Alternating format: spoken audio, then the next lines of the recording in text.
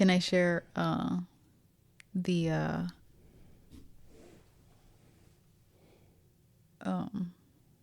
example of how real it could be and how small it could be, but how it affects him? Like how we literally, like our intimacy with God has to be so priority that even small things like this could affect them. Affect who? Our children. But when you say small things, what do you mean? Like, I wanted to share that example when I had unforgiveness toward a friend. And her name was the same name as a word that we were learning. Oh, wow. In Spanish. Yeah. And so I'm Oh, yeah, use that. Yeah. Don't even sugarcoat it. So this wasn't too long ago. There was I had unforgiveness, even though I had already had a walk through forgiveness of forgiving this friend, but the wound was so deep that it was a process for me to really let go, to really give up my right to be offended. And my children had no idea about this, but they do know this friend. And maybe about 2 weeks after learning about this offense, this person's name comes up in our Spanish lesson. What do you mean? What's the person's name? The person's name is Rosa. Right. And so, what is Rosa? Rosa means rose? Rose in Spanish. Okay, so you were learning the word I'm rose. I'm teaching them a phrase, and it has the word rosa. Rosa. In Spanish. Yeah. Which is very simple. They've learned much more complicated words in Spanish. Right. Rosa is easy. They've even started learning how to roll their R's. Yeah, they've been rolling their R's. So it's easy for them. And I'm teaching this phrase, and I'll repeat it a few times, and then I'll have them start repeating after me, and then after a few times they could say it on their own. But every time we got to this word, they could not even remember the word. Yeah, it was like dumbfounded. They couldn't even remember, and I'm watching it, and I'm like, I'm recognizing what it is. What do you mean? Like you knew why they couldn't remember, yes. Or you recognized the word? Okay, so as I was saying the word, I was feeling like you were saying the name and not the word. Every time I said the word, I felt this like my heartbeat just got a little bit faster. Because to you, you were saying the name and not the word. Yes, you were saying the name. Yes. You weren't saying Rosa. You were saying Rosa. No. I mean, I'm saying it in Spanish, but I'm thinking of the person. Yeah. So in my mind, I was like, Lord, why are you bringing? Like, I've had to repeat it over and over and over again. Yeah. And I'm like, Lord, like, this is so fresh. Like, do we have to deal with this right now? And so I knew there was still something within me. And so as I'm saying it, and I've had to repeat it, I was just dumbfounded how they could, every time we got to this word, they could just not remember it. And so I run to your office, and I'm like, watch this. And so I tell the girls to repeat this phrase that wasn't difficult at all. And every time they got to the word, they couldn't say it. And I even tried to bribe them. I said, I'll give you a chocolate if you could remember it. And they, we don't do treats. A treat is a treat here. So they were like, oh man, like, I want to remember this word. And they couldn't. They couldn't. And so I knew that there was still unresolved bitterness within me. I knew I had to go back to the closet and really lay out. Because you knew that was supernatural. I knew that was supernatural. This is not a difficult word. This is not. This is ridiculous. Our Spanish is one of the most funnest lessons that we do. Yeah. And they were dumbfounded. They were like why can't we say it? Yeah. So I knew I had to do it. That's crazy. Usually when when the Lord shows us something, we've gotten to a point in our life where at that moment or the next time we're in the closet, which is that that night or the next morning, like we handle it. And so I handled it. And so we go back to the next lesson. I think this might have been a Friday. I remember there was just a few days in between. and go back to the next time we do this lesson, like nothing. Like nothing. Like they were going around going, Rosa. Yeah, they was. They was using it too much. Daddy, I know how to say like it was It was easy. like something was released. Yes. In the spirit realm. So much so that I actually shared with him. Like the reason, like you let them know what happened. I let them know. Like this was supernatural. I let them know. Girls. And they were just kind of like, why did you do that? Right. You know, like they realized it was a reflection of me. Right. And to them, it was just, I mean, I love that I could use that lesson so they could see the power of forgiveness too. The power of forgiveness and how it truly affects all of us. But to me, I just remember just staring at this moment like, no way. Like they have no idea what is happening. No clue. Like they even asked me like, Mom, what were you upset at? They know this person. Like, why were you upset at Rosa? Like confusion. No idea, yet it was affecting my children. I try to visualize and picture in the spirit realm a word that this word set off red flags in your soul. So that means they were affected in their soul tie with their mother. And so that word, I mean, they were manifesting, but how they manifested was different. How they manifested may have just been to blank out, but somehow that word caused them to manifest. It maybe cause you to just trigger in just having a thought, or maybe your heart beat a little bit. But how they manifested was just like, it was almost like you were trying to avoid and erase the word. And so like in their mind, like the word just would just leave. It would just be like, maybe you tried not to think of it. And so because you tried not to think of it, it didn't cross their mind. But it's crazy how connected we can be to one another.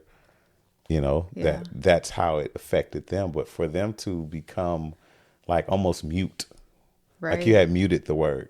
Right. I mean, I had resistance toward the word. They ended up with it. But that just shows how spiritually connected, how connected we are under one house, under one bloodline, that resistance actually impacted them to a Spanish lesson, to just word identification, not even that person itself, but just you teaching a Spanish word and it being that connected, but if you can imagine that, just that one thing, showing how connected we are to our children spiritually, then what else could manifest in them? Right. If we're talking, Something not so just small. Some bitterness, we're talking about actual curses, generational curses, and demons and spirits, and if you're struggling with, but bitterness itself is a spirit. You know what I'm saying? So like, whatever spirit you struggle with, you just don't know how your child is going to manifest. You don't know how your child will cope or struggle with that same exact spirit. It's the same spirit. There's no baby spirit. There's no baby version of that spirit. What is baby version is how they manifest, or how they cope or deal with it, or how they find the language or expression of that spirit. But it's the same spirit.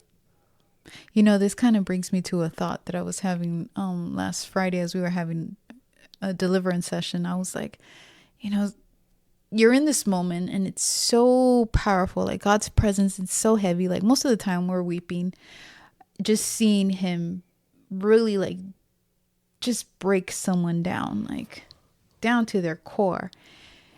And I was, just watching this moment.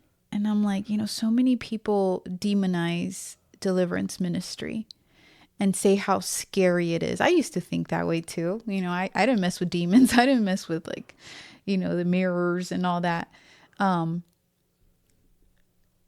But so many people will even say like, aren't you scared of inviting this into your home? And I believe the question we should ask ourselves is, aren't you afraid to just live with these demons? Aren't you afraid that they're speaking to you and influencing your choices and your thoughts? Like, to me, now that I recognize this, that's scary. Yeah.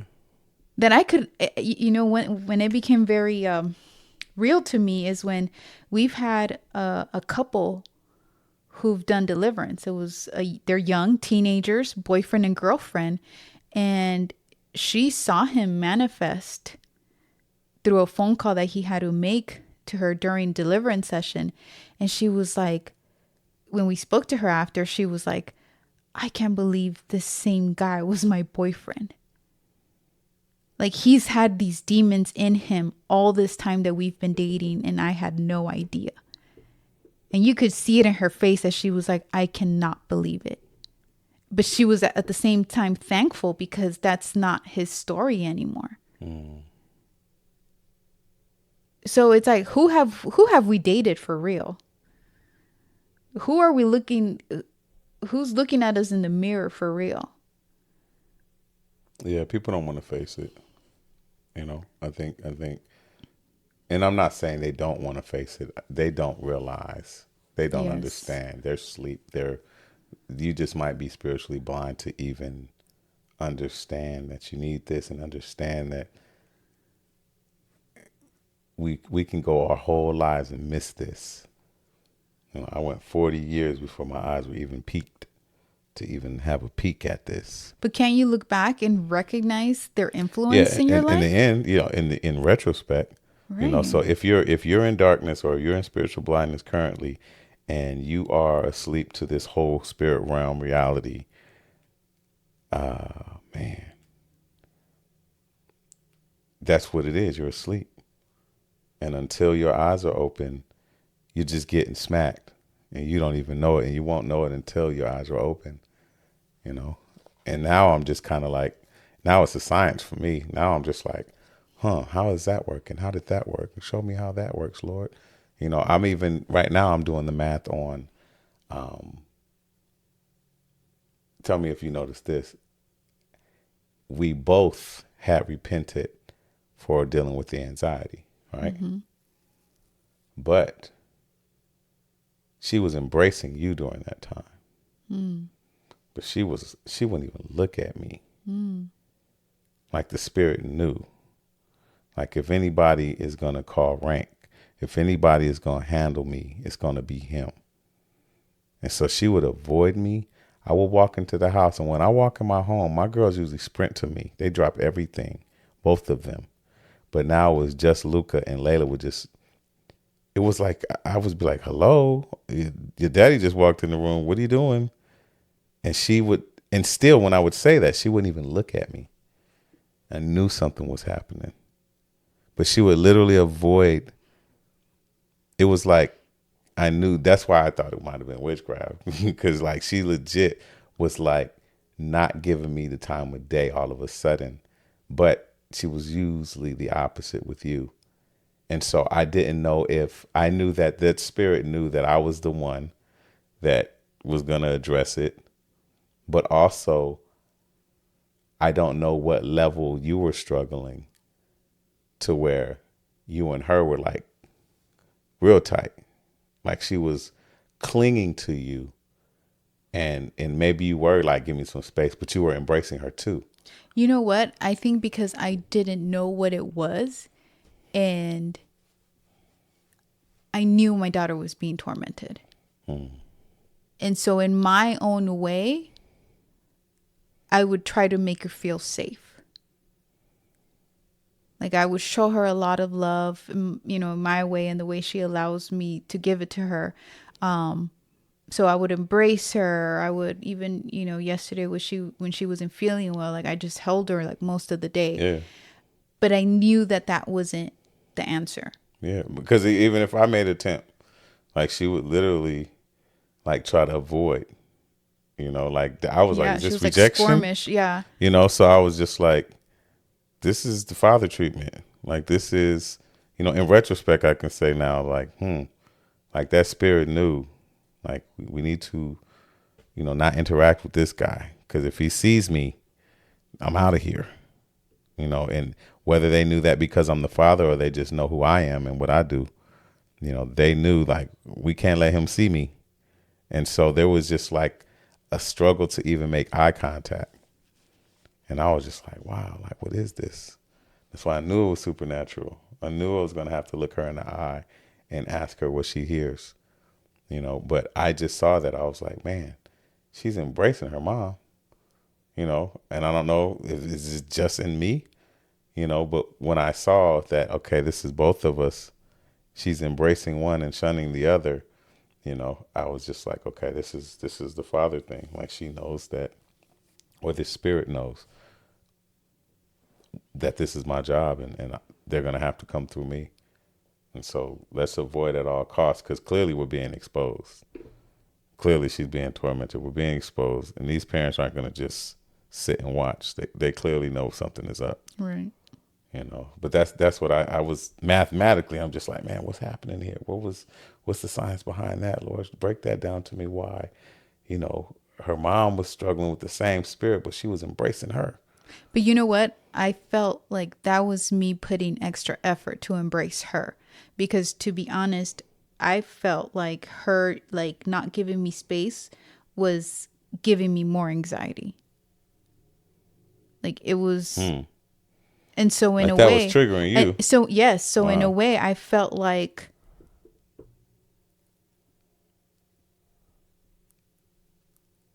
like my anxiety was causing her to feel rejected.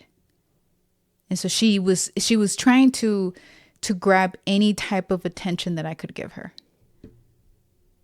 Like she was just there. So I think, a part of her spirit, will still like go find, that perfect love that would cast out all fear or all that anxiety that you have, like go look for it.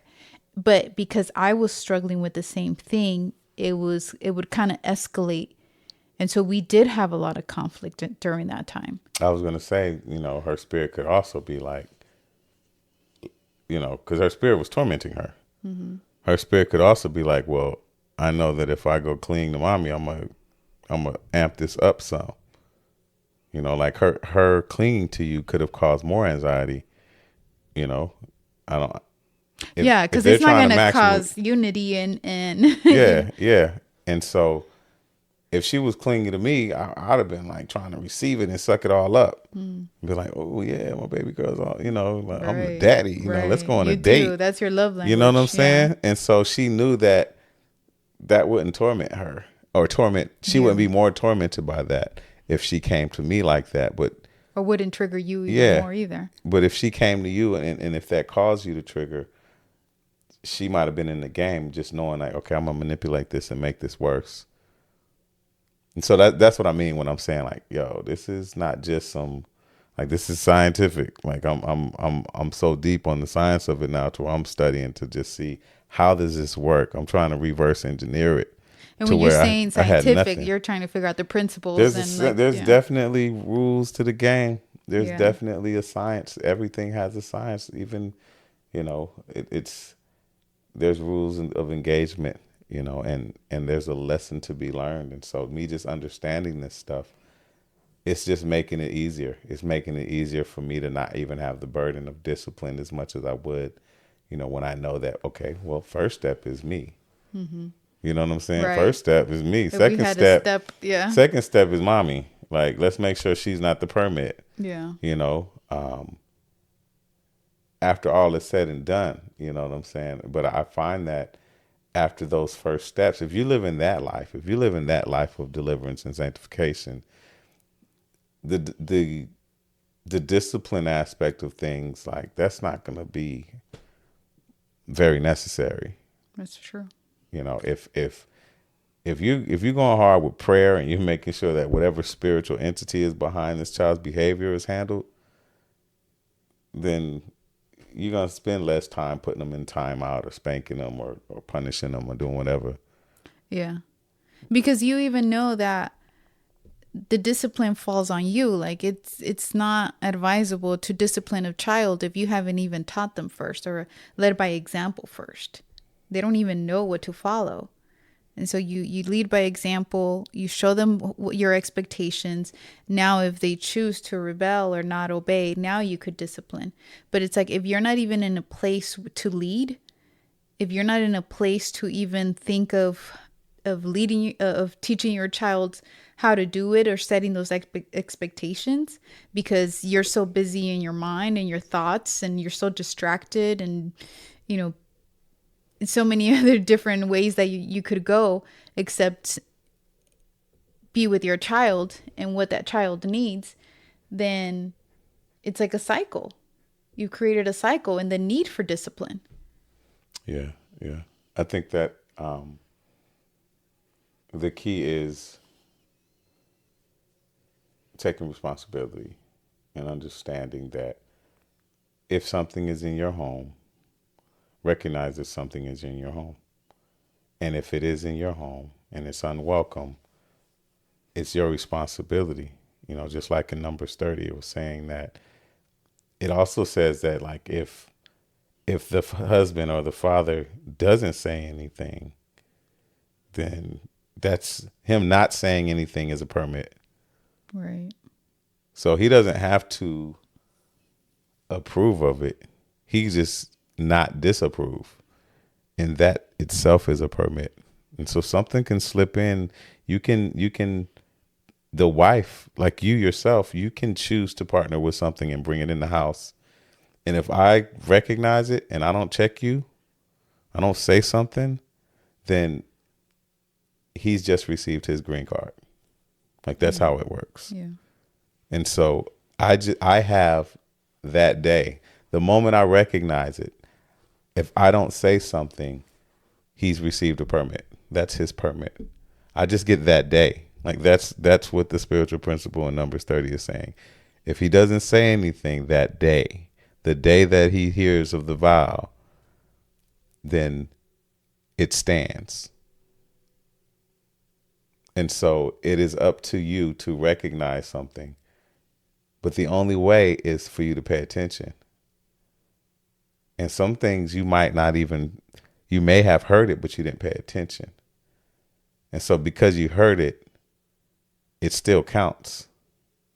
And so now that permit is set. And you've allowed it, and you didn't even realize that you've allowed it because you weren't present.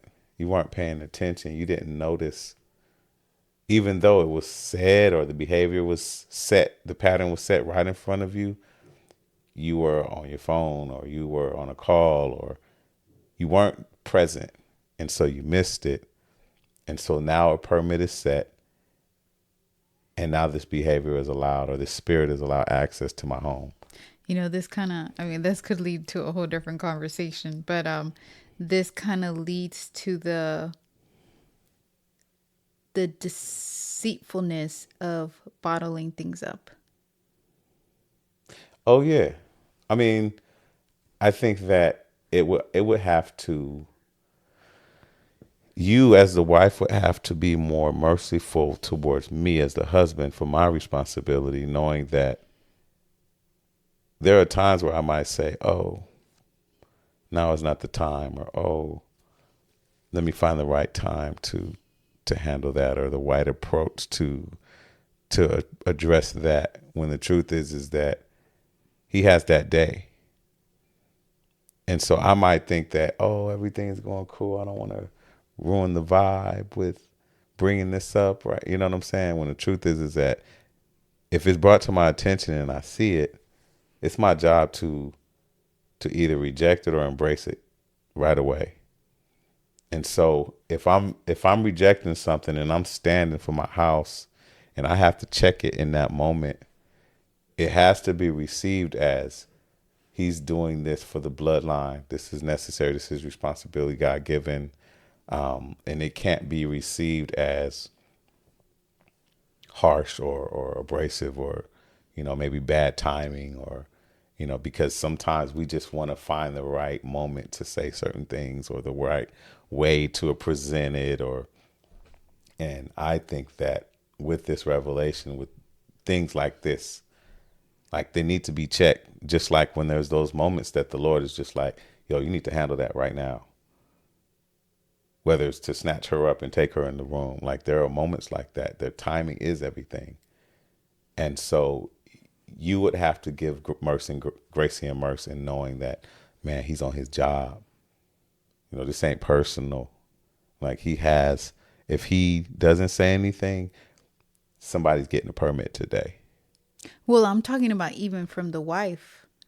Like if I don't share something with you, you know, just even like an overwhelming feeling or anxiety or heaviness or sadness, or like if I'm feeling something and I just let it bottle up and I just let it just kind of you know, go undetected and manage it. And like from what I've learned from experience is like all that will be revealed, but it will come in a moment where it's built up so much that strife is welcomed in. Like, and so I, as a wife, also need to be open and honest with you. Honesty. And that's the key. And not bottle things up, not be passive aggressive, not, you know, try to beat around the bush, try to maintain, you know, calm and peace. You know, that now that's manipulation. You know, now you're trying to manipulate the situation, or really lying. If you understand that this is a spiritual principle and you live by it, and that means you believe that this is how it is. Like you have to believe that men have to become more sensitive, because if you believe that, you have to know that anything that comes into my house has to come through me first. So that includes stuff that you're dealing with. So that means that just like I can feel when you're manifesting or something's leaving you, I felt that, I could feel that. That's because I am the door to this house. And so that means when the husband or when the spouse says, yo, you good? Right. And you're just like, nah, I'm fine. Right.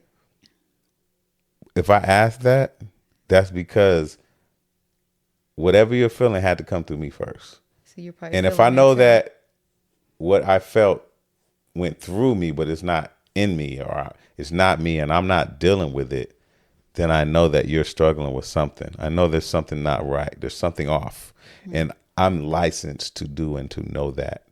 And so when I come to you and I say, yo, you good? We good? Yo, you straight? When I'm not the how was your day type dude. So when I ask you how you doing, like that means I sense something. Mm-hmm. You know, if I don't sense something, I can assume that nothing's gained access. So you good. Mm-hmm. But if I sense something and just something seems off, and I say, you okay? A lot of us will just be like, yeah, I'm good. When that was my opportunity. That was that day I heard something in the spirit, and I tried to decide whether I'm going to approve or disapprove of it. So once again, a license or a permit is given. And so it's very important that truth reigns, that there is that the sugarcoating thing is, you know, we don't do that when it comes to things of the spirit. It's very important that things are addressed immediately. It's very important that we take responsibility for what has access to this house. If it's in your child, it had access to the house. If it has access to the house, it came through daddy first. And if it came through mommy, daddy didn't say nothing. He didn't guard the door. If mommy and daddy aren't communicating, daddy can absolutely miss it. Right. That's daddy can miss what mommy brought in. Right. Because daddy's preoccupied with his game or with work, or mommy and daddy not clicking or vibing right now. You know, they're not communicating. Marriage podcast. And so just like that, permits are being written up in the spirit. Right. You know, and so it's really about, it's just, the fathers are so important, and that's why it's so easy to see the agenda against the father in the home today, the agenda against men in general, the agenda to separate families, the agenda to, whether it be give women natural just first dibs at custody of the children, or to take care of women who are, in the single mother home type situation, like to just make it a benefit, not for the man to be there. Like that's all an agenda. The whole toxic masculinity thing, the whole conversation that would just cause a man to come out of that position, it's demonic. It's a setup, because they understand how the realm of the spirit works. They understand how these things work. And with the father out of the picture, it's just chaos. It's a mess. And that is why, you see them say it statistically that single mother homes are where the majority of problems come from. The majority of people in prison come from that. But single father homes, they do just as well as homes with both parents in them. It's because of the importance of the man in the home and his spiritual jurisdiction, whether he knows it or not. Right. I think the children know it too. Even if, if dad has never been in the picture, there's something within him that is just craving his father. Yeah. And because it was set up that way. Yeah. And it's a blessing to be in my shoes, to understand my role, to know what to do, to know that my wife understands my role, to know that if this is going to work, she has to submit herself to that process, and to recognize that this is how it works. And it's only going to be productive. Like, you can only go from glory to glory. You can only keep going to the next level. And I think that's why, at first I was so resistant and so stubborn and so prideful in coming under submission. And it's not because someone told me. It's just as we got deeper with the Lord and we started seeing, his ways and the way that he was aligning our family through these type of revelations, like it just became easier for me to submit, where it's like I chose to, where now I'm like, yo, take that role. I don't want any part of it. I have my own role. I don't want yours too. Yeah. And it's such a big responsibility. Yeah. Yeah. That now it's just like it's easy for me to be like, you handle your responsibility. Yeah. Yeah.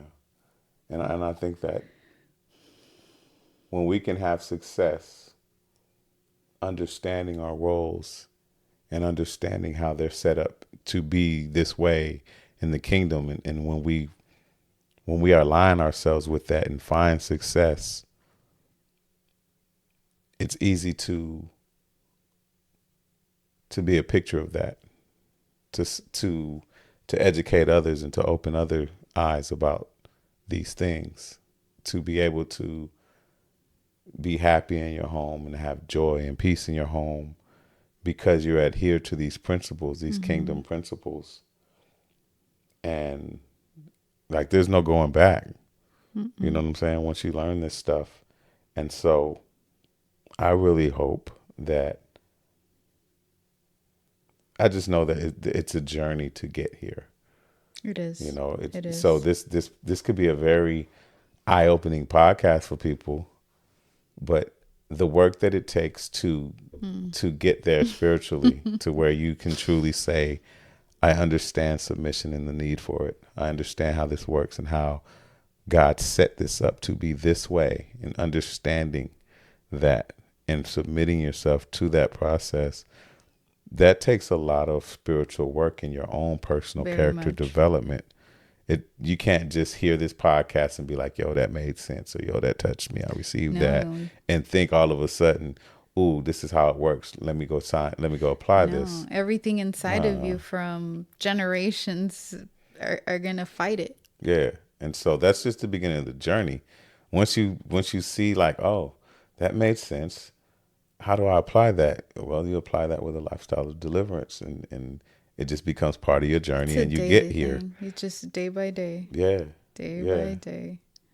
And you don't manage, you don't stay in it, you don't, wallow in it. Like, you ask God, like,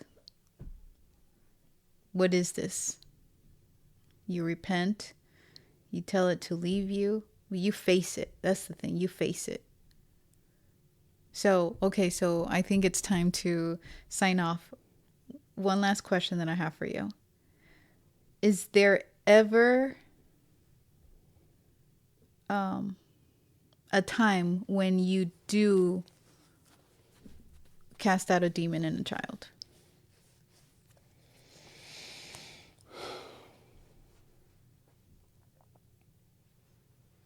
Yeah. I mean, and I say that just because we have. I would like to think that, well, I think it's relative. I'll say this, that I believe that because you're an adult, as my wife, you're an adult, you have free will. Mm-hmm. And so you can still choose to rebel. Mm-hmm. So you can still bring stuff in here and, wreak havoc. It's the same with kids. At a certain age, they actually have free will and they actually can impose their will. And so it just kind of depends on that. It depends on that kid's will and how strong it is. If it's strong enough, like if that kid is 14, like in the spirit, like he's probably an adult. He's under your house, so he's more subject to you. But at the same time, he can still make his own decisions and be in free will and open himself up to things by choice. Right. So that child needs to be on the couch too. But at the same time, he's still probably struggling with some of the stuff that you're struggling with. Mm-hmm. So I believe that, and because we have had kids on our couch, obviously we needed to do that. I think about, the kid with autism was suffering from the spirit of rejection, which both his parents were struggling with. But I believe that it needed to be handled, and I believe that his father could have done it, but I believe that it would have been nice for us to just handle his parents and then he would just be healed by proxy. But clearly that's not how it worked. He needed to get on the chair. And so as far as my child, as far as like a 6 or a 7-year-old, yes, I think that I don't believe I needed or I have to go that route with them. I believe that by us just handling our business, that they are healed by proxy. Like it does affect them in that moment, in that instance, that I don't have to do that. But I also think that there are times that I bring her and I invite her into the lifestyle. Like when I looked at her and I invited her into this equation by asking her and speaking to that spirit through her directly, because I know that she understands the process. And so I don't know that I needed to look her in the eye and go through the whole casting the demon thing out. But because I was already engaging with that spirit, I just made a decision to look her in the eye and tell that spirit to leave my child. I may have just had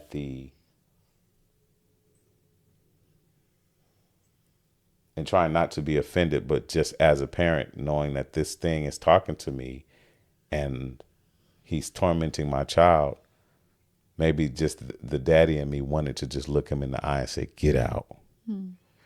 But I don't believe that I had to do that.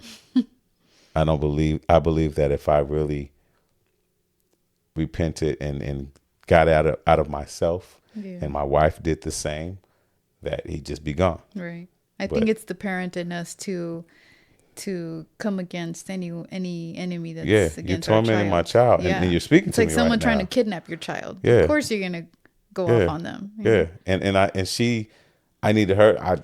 I felt like I needed her to see me take authority over it. Yeah. Because you're talking to him, and so I didn't feel that had to happen for it to leave. I felt the need for my child to see me stepping in for her and handling that. I know she felt different after that. Yeah. I know that, like, she was holding my hand on the trail, and we were skipping, and Or even bedtime was much easier. Whereas before, she would start weeping, like literally, like sadness. Like, yeah, I want to sleep with you. yeah, And today she was like brushing her teeth and, yes. It you was a know, whole nother vibe. We know yeah. that this was something supernatural, and this is what happened, and this is like, you know, not the first time. Like, this is our way. This is what we Right. do now. Right. You know, But that's how we learned. There had to be a first time for us to recognize, and the second time, and then the third, and that's how we've learned all this. and we're learning that this is how he's delivering us. Like, it's the fine tuning stuff now. It's the stuff that isn't so obvious. It's the stuff that it's really surgical now. Yeah. You know, I really would not have seen social anxiety because I just haven't put myself in the crowd. But he's going to still show it to me. And maybe he's shown it to me in maybe one of my last dreams that I just didn't get. But he decided to show me through my daughter. You know, and she is his. She's my firstborn through you. Like, she's his. And so he wants her clean. So this is how he's going to do it, you know.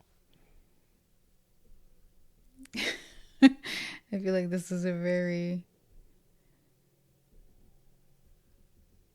strong. This one ain't for everybody. Yeah, this is very this strong. Is 2 I mean, hours. the thing is that it is. It is for everybody. It is for everybody, but not everybody's not ready. Yet. Everybody's not ready for that, right. for sure. Like, right. And I think that I hope that they understand that that's what it is. Like, you might not be ready for this. It's not that this is crazy talk. It's not that this is not biblical. You just might not be ready. But you will be. If you come across this, pride. You will be. It's just not time yet. Right. Let me tell you right now what it is, so you could go and repent. It's pride. Yeah, go and handle it. We were there. Yes. Trust me, we were there where we didn't understand. And I'm telling you, this is where you are. You don't understand spiritual warfare. You don't understand it. I can tell you, you don't understand it. You've probably never casted out demons. Like, you don't know about that stuff. Like, this is a whole nother realm, and it's unfamiliar, and just accept that. Don't demonize it because it's unfamiliar. Mm-hmm. Just recognize it's unfamiliar. And so there's a whole realm, a whole world that you are in darkness about. And you've come into contact with people whose eyes are very open to a level where they can educate you about this stuff. And so either you embrace it and you come under and be willing to receive teaching, or you just go pray about it and ask the Lord to reveal to you.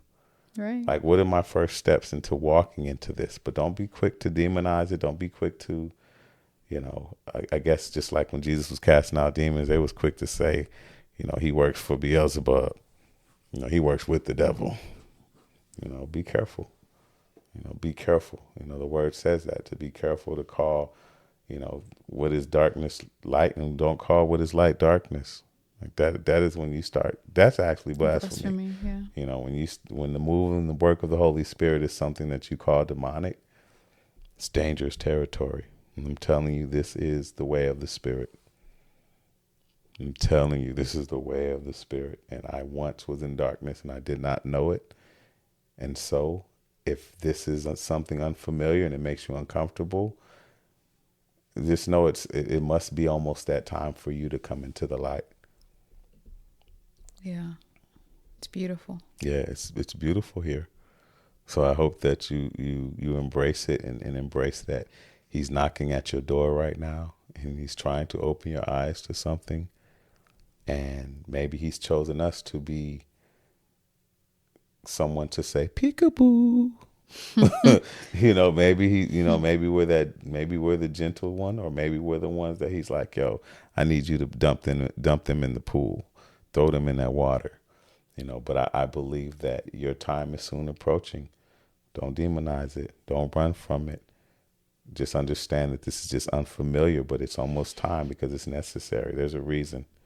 Yeah, So this world is getting darker and our kids are being targeted. So yeah, this is not crazy talk. Like we couldn't sit here and have a 2-hour conversation, and there's nothing that there's nothing you can point out in this conversation that I can't back up biblically. I know that I'm not crazy, and I don't. I'm sounding rational, and I am rational. I'm just speaking things that just are unfamiliar to you that you have yet to understand, and so I just challenge you to go deeper and ask Holy Spirit to expose you and open your eyes. right. You know? And the thing is that it's not just our story. There's a lot of people in our shoes. So many people, even people that we know that, we've discipled, who now say, my child was like this, and they're no longer like that. Yeah. And their conviction and their faith is growing just by seeing that. Man, I remember my man Brandon was like, there's a couple things that his daughter was dealing with, and he didn't even have to address it. He just knew after deliverance, she had social anxiety. She would not only pee in the bed, but she would just have accidents, like peeing on herself. And he had struggled with that too as a kid. Yeah, like all that stuff was gone. Yeah. Just when he got home, like those things were just of the past, to the point where his wife recognized that after deliverance, his daughter had changed. And so it's real, it's crazy, but I'm grateful that we are exposed and our eyes are opened, and I'm grateful that we can help others and open others' eyes. But I'm grateful that we ourselves just have this information to apply. So you can think what you want to think, or people can think that we're crazy or this is crazy. I'm just grateful that I have peace and joy in my home, and that peace and joy is the barometer. It is the barometer. It is, the Bible says, let the peace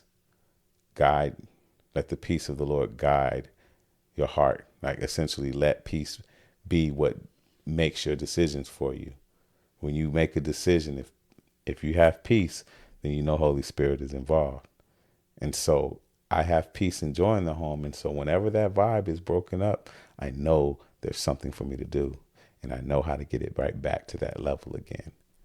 Most people don't have peace and joy in their home at all. Right. But in my home, it is the barometer.